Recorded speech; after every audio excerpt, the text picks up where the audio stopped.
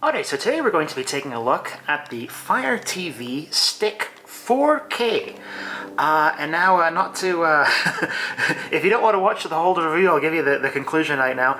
This is unquestionably the best deal in streaming devices available right now. This is 4K HDR, it supports all the standards, it supports a Dolby Atmos.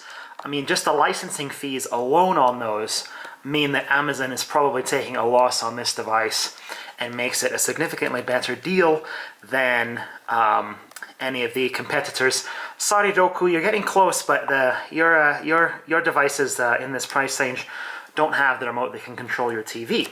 Now, if we compare it to the Fire TV Stick not 4K, and I'll angle those a little bit, we can see that the box is most definitely a wee bit smaller. And I always find it interesting to see that the deals that Amazon put together on these. Look at the ones that they, since this came out, look at the ones that they took away and they added.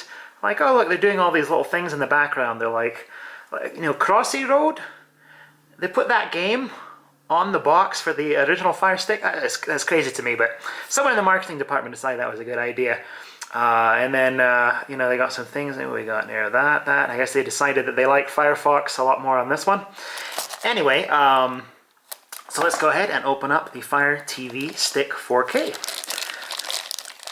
Amazon does very minimal packaging on these, which is good. This has a very powerful processor. I can tell you right off the bat that the Fire TV Stick 4K is in fact the second most powerful Fire device available. The second generation Fire TV box is more powerful than this. However, this is more powerful than anything else. It's more powerful than the Pendant. It's more powerful than the Fire TV Cube. Has a very, very powerful processor for the low price that Amazon is asking for this. And like I said, it supports all the crazy standards. What does it say on here? Like I said, even the 4K HDR, so yeah, Dolby Vision, Dolby Atmos, these things cost money. I mean, I think people may not realize that this actually, these things cost money to license. They shouldn't, but they do, and so Amazon is most likely taking a loss on those. So we'll take a look inside the box here. Let's see. I love the way these are packaged. The Amazon plug, and there's the headliner right there. The new remote with the buttons on it. And it's worth noting that as of a few days ago, the old Fire Stick actually comes with this remote now, so they've upgraded it. And the cool thing with the new remote, they should have always had this sorts of design where it could control your telly, because who likes having a million remotes lying around? The really cool thing with this is it's not just a universal remote. This actually is a Bluetooth connected IR blaster. So it's not just these buttons. The Bluetooth connection to Fire TV can actually have this command your telly in a multitude of different ways. So even though only these buttons are on here, if you talk to it, it can actually have it do other things. So it's basically an IR blaster. And in that respect, it's pretty cool. So if you have this new Fire TV and you have an Echo Dot, this essentially is the same thing as a Fire Cube. Because you can talk to this, you can talk to the Echo Dot, and then it will communicate with the remote and blast the commands at your telly, at your entertainment center. So these things together basically equal a Fire TV Cube, but we'll talk about that a wee bit later. Alright, so let's open this up. So there's the stick itself. I know these are actually a tad bigger than the old model. The stick, the power. Some nice Amazon branded batteries there, your remote, and your charger cable. That's all the goods as they come into the box. Now, let's take a second and get this set up. And then the next thing you do, obviously, is plug your power cord into the side of the stick, plug in the extender part to the front if you need to, which you probably will, and then plug the whole thing into the back of your telly. Now, if your telly is very, very new and high-end, it may have an HDMI port that can power the stick, but I've never actually seen a telly that can do that. So I do know they exist. I've never seen one, so they're quite rare, but it could be possible. And then you change the inputs on your telly. And then once you got it plugged in, then you change the input on your telly to whichever one the Fire Stick is to get it set up.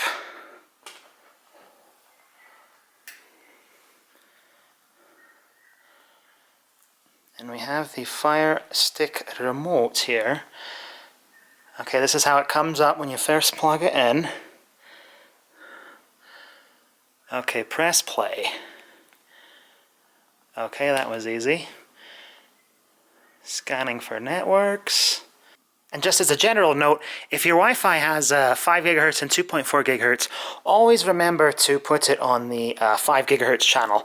It normally has less interference and can communicate faster because of the minimal interference there. And now it's connecting. Okay, it checks for updates.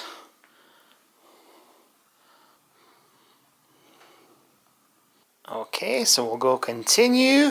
It automatically found my account there.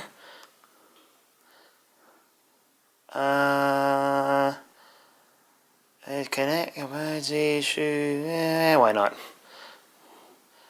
No parental. What do we do there? No parental controls. Okay, so this is the part that's most interesting. The big change from the old Fire Stick.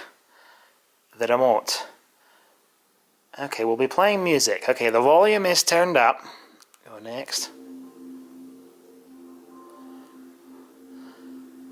Okay, so that did find my TV volume basically right off the bat. I didn't change anything. But what I really want to do is have it control my surround sound system down there. So we'll go yes on that. Okay, we're set up. Well, that was easy.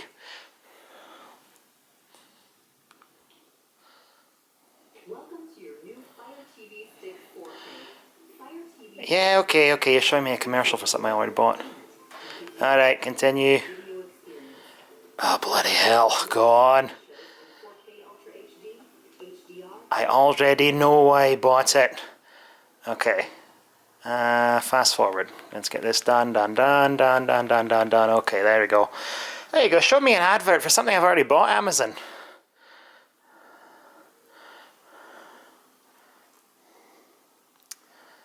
Prime. I am not signed up for Prime, so no thanks. Choose your streaming service. No thanks. That's where you can put in your Netflix and Amazon and all that. Okay, so here's the important part. I want it to control...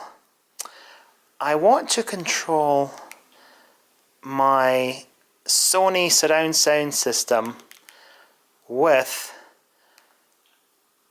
my remote here. So let's see if we can get this set up. Equipment control, manage equipment, okay. Add equipment, okay. I hope you're getting all this.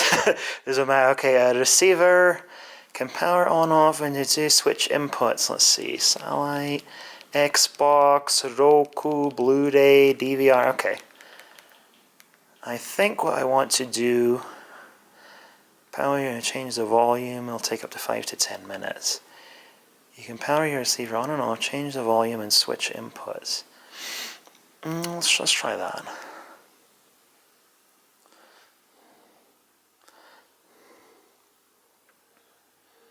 Okay, it's communicating with the remote now.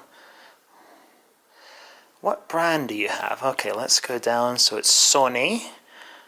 I'll do that. We play music now. This is what happened before.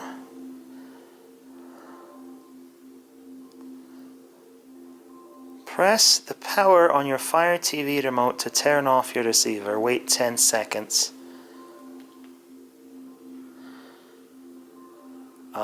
No, it did not.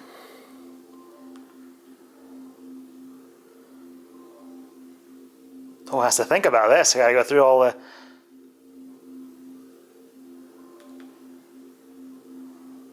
Oh no, it did not again.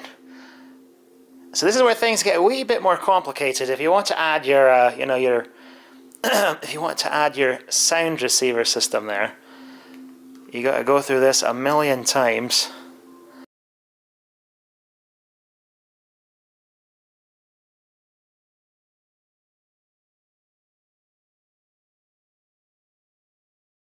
Oh, it worked! On the, what was that? The fifth try, did that go? It worked! Okay, so that worked. We find a way to toggle volume up and down. Okay, so let's, so now if we, here we'll angle it down there at my sound system. And let's see if this bloody thing works here. It did! Okay, okay, now volume. Okay, now volume. Oh, it's changing! Okay, now I'm excited, it works. You know, when this stuff actually works, it's quite exciting. Okay, so now here's the really cool part. Now that this is hopefully set up, when I press the button, the power button on the remote, and I'll get that focused in on there, it should turn off the TV and the sound system. Let's see if this works. And it does. It turned off the TV and the sound system. And powered again. That on and TV back on. Okay, that's it. Okay, now I'm sold. So that's how the new Fire TV remote works. That was actually fairly simple. You know, it took about 5 steps to get the bloody stupid sound system set up. But now it does work, and now it says it's being updated again. Okay. There's been a lot of updates on this. Okay, so I think that basically concludes the review of the new Amazon Fire TV Stick 4K. We'll see we got. Well, I guess we'll take a look real fast. We'll see how fast this thing is. What's a free app here? Where's that? Where's that other one? Here we'll go into featured apps and games. Let's just see how long it takes to install CBS All Access. Click on that. There we go.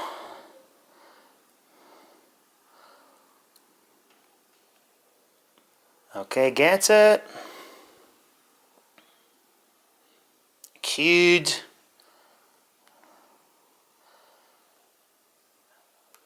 Okay, that was fairly fast.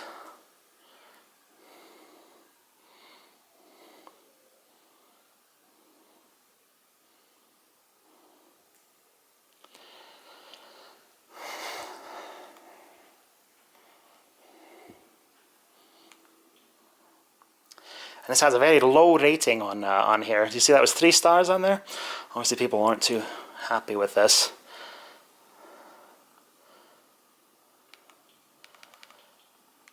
And I'd say it's pretty snappy. I'd say this is a tad more snappy than the regular Amazon Fire Stick, which is not too bad. The Amazon Fire Stick is good, the standard one. But this does seem like it scrolls awfully fast through here. I mean, let's see if you can see these come up quite quickly. Of course, I can't play this on YouTube, or I'm going to get banned. Okay, that came up quite fast. See that? Let's see what else we got on here. Just to give you an idea of how fast this quickly this responds. Let's see, game night. What is that? Let's try that trailer there.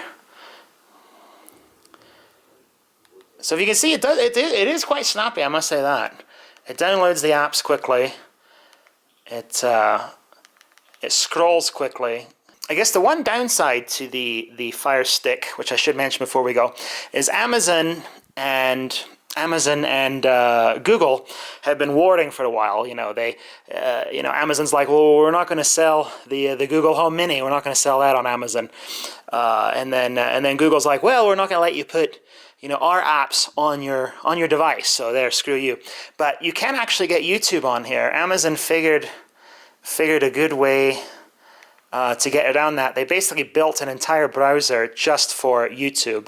And let's see if we do this. Open YouTube. Here's YouTube.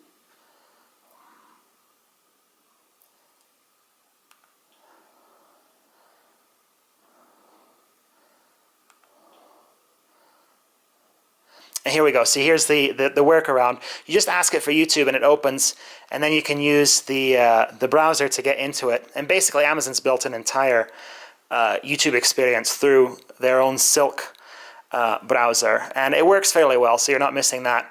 And of course, one of the other cool features about the Fire Stick is the voice remote. Obviously, you can talk to it and tell it to do things for you. But there's a weird little glitch in this, which is it's not universally compatible across apps. So like here we're in YouTube, and I would hope I'd be able to just say something and have it entered in the field here for me. But it doesn't work like that. You still have to type it in. And there is, whatever, I don't know, I'm just typing in random letters here. But there is sorts of a way around this. If you say car review,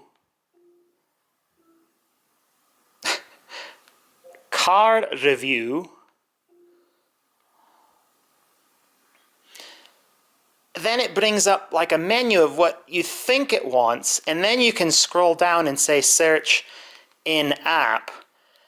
And then if you click on YouTube, then it inputs what you searched for. Do you see what I'm saying? So it's kind of a super roundabout way for that to work. And I hope they get that settled at some point, because that is kind of annoying, having to go back and forth. So like if you start a video on here,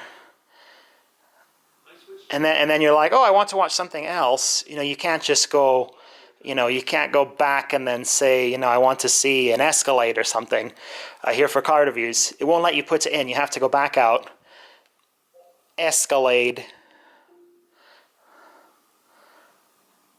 and you put it in, then you go back out, then you go down, and then back to the app. And so this is kind of an annoyance. This is one annoyance I found with the voice remote, and I hope they get this settled at some point. Some apps you can search within them. Obviously, all the Amazon apps are fully integrated, but otherwise that's kind of slightly annoying. Just want to let you know about that. But otherwise, I'd say the Amazon Fire TV Stick 4K is honestly, it's a great buy. Go ahead and get it. This thing can control your TV. You can throw all these, I see all those remotes I have over there, and get rid of all those. This can do it all for you.